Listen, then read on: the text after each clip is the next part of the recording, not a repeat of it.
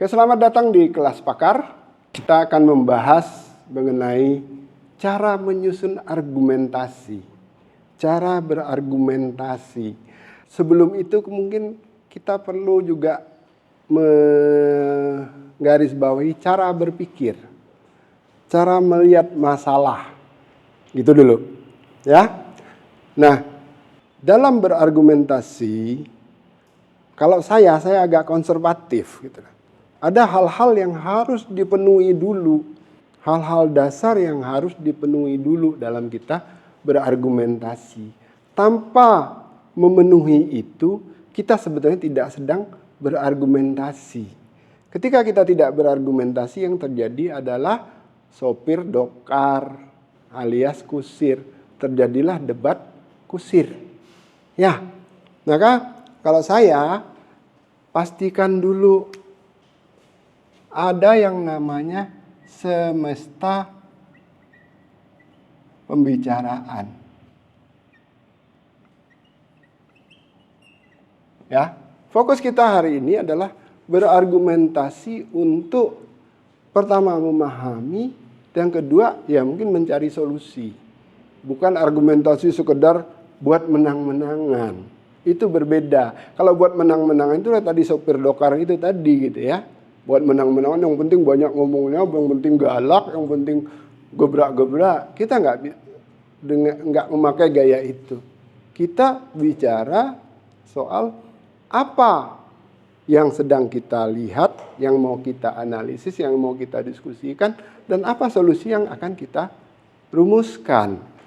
Nah, yang pertama ini semesta pembicaraan. Ini lagi ngomongin apa? Definisikan apa yang akan dibicarakan. Nah, ini penting. Ketika, ini yang paling ribet ini ketika Anda misalnya meeting, rapat nih.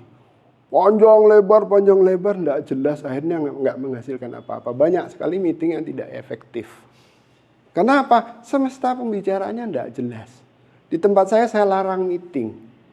Meeting hanya boleh kalau ada jelas yang mau diomongin apa, bahkan yang mau diputuskan apa. Itu dulu. Sehingga tidak ngelantur kemana-mana. Ya, kita berargumentasi untuk menyamakan dulu pandangan kita tentang duduk persoalan. Jadi jangan ngeladrah, kata orang Jawa. Jangan ngelantur kemana-mana. Bahkan di sini akan sangat spesifik. Ini yang dibahas apa? Yang seringkali orang sukanya muter-muter sini, muter sini. Yang malah ujung-ujungnya muternya jauh banget. Ya, itu jadi kesalahan. Saya lupa istilahnya, logical fallacy. Banyak sekali logical. Ini kan begini-begini, tapi kan ini juga ini, tapi kan ini juga ada. Akhirnya enggak pernah fokus ke sini. Jadi definisikan apa yang sedang kita bahas, fokuslah untuk membahasnya di situ. Ya, jangan ngelantur kemana-mana.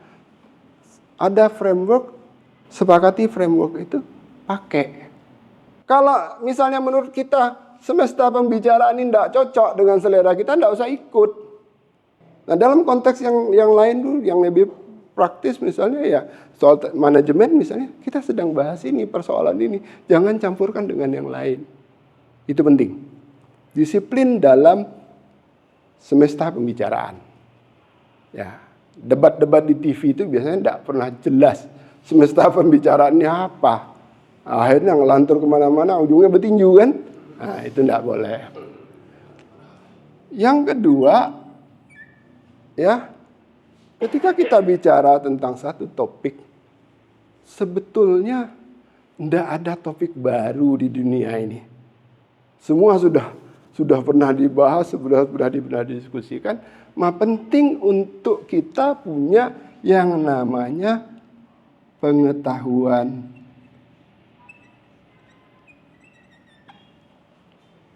Tentang apa yang dibicarakan itu.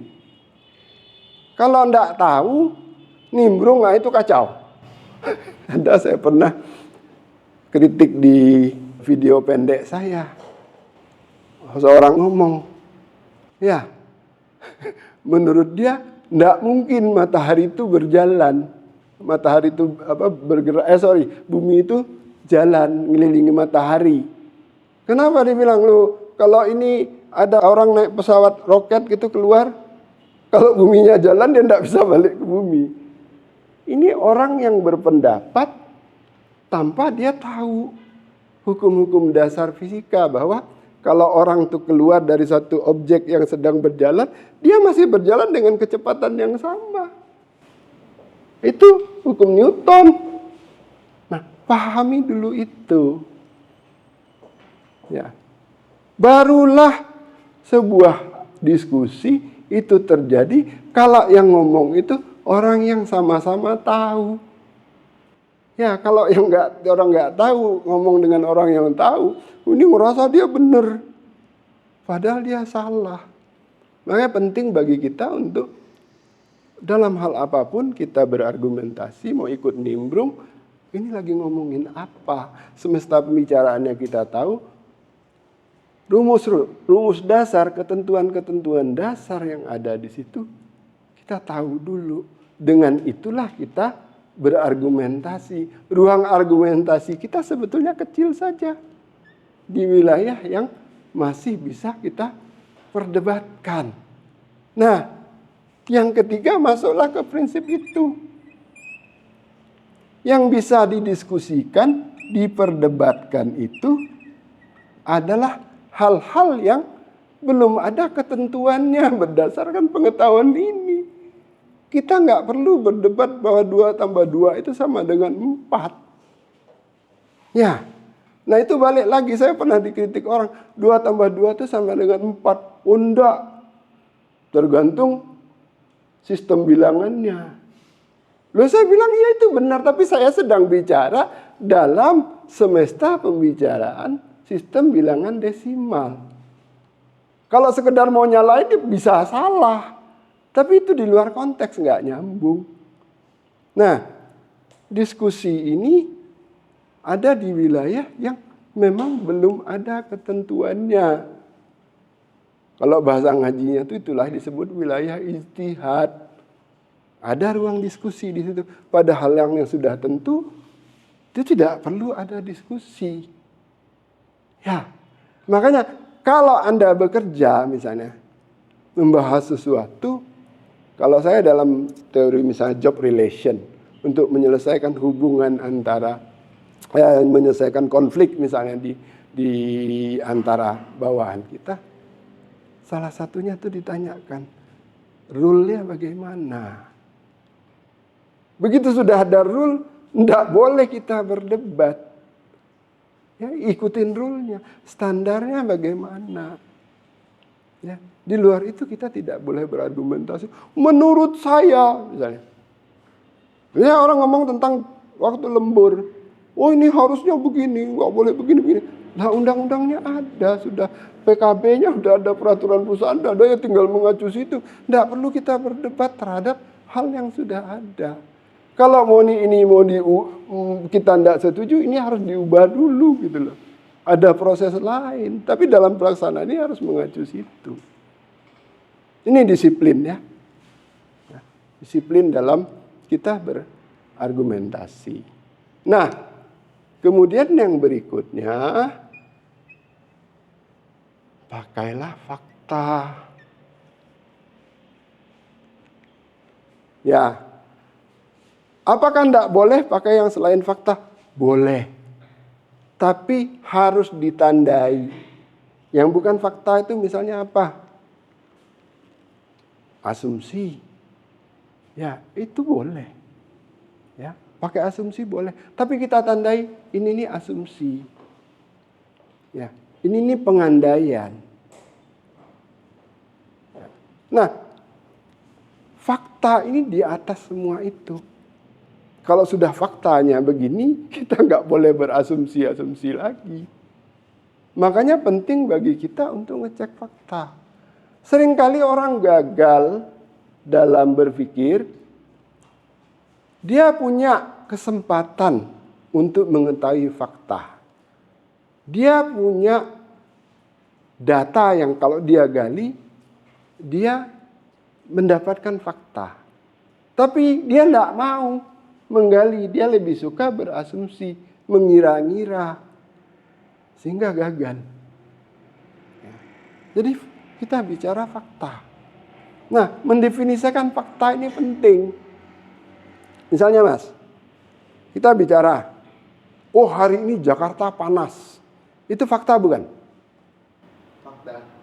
Kalau misal ngerasain. Nah, rasa itu bukan fakta. Panas itu bukan fakta. Kalau kita bicara suhunya 35 derajat Celcius, ini fakta. Kata orang Arab, sejuk Jakarta ini. Ya kan? Tapi orang yang datang dari Siberia, mak panasnya. Gitu. Itu rasa. Persepsi kita terhadap fakta.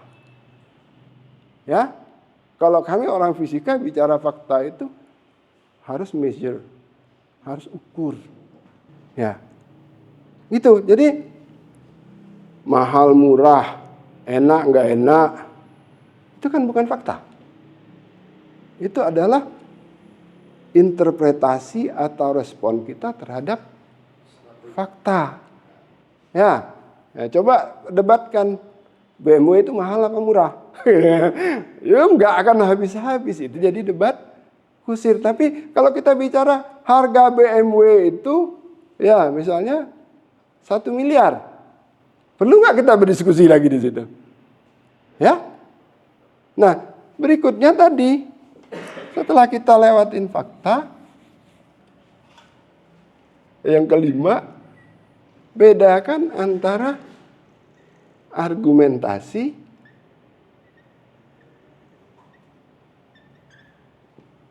dan preferensi.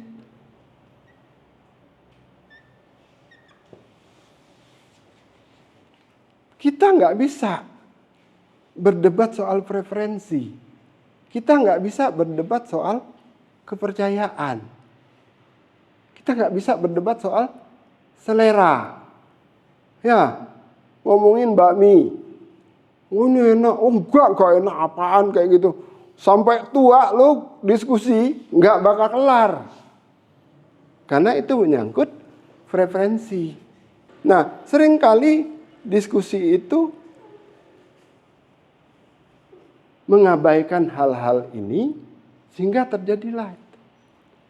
Kalau kita bicara misalnya dalam frame Indonesia, negara Indonesia misalnya, tidak membeda-bedakan orang warga negara itu berdasarkan agama, dia sejajar kedudukannya di depan konstitusi. Ya berarti Indonesia ini harus jadi ruang bersama misalnya. Ya.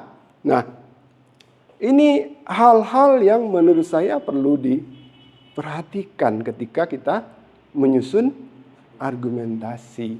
Barulah setelah itu proses berlogika.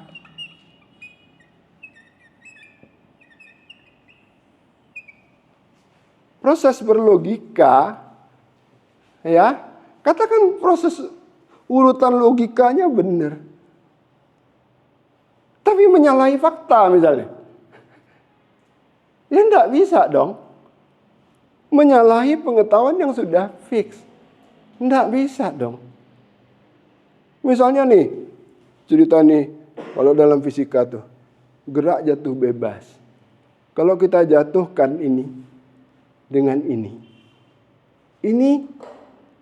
waktu jatuhnya akan sama, kecepatan jatuhnya akan sama.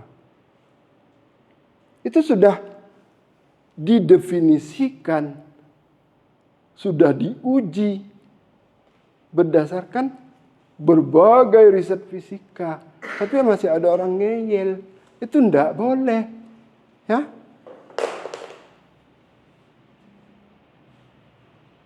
Orang ngeyel, enggak, ini pasti yang berat jatuh duluan. Kecepatannya lebih. Gitu loh. Akhirnya ngeyel, dia ngerasa berlogika. Tapi sebenarnya tidak.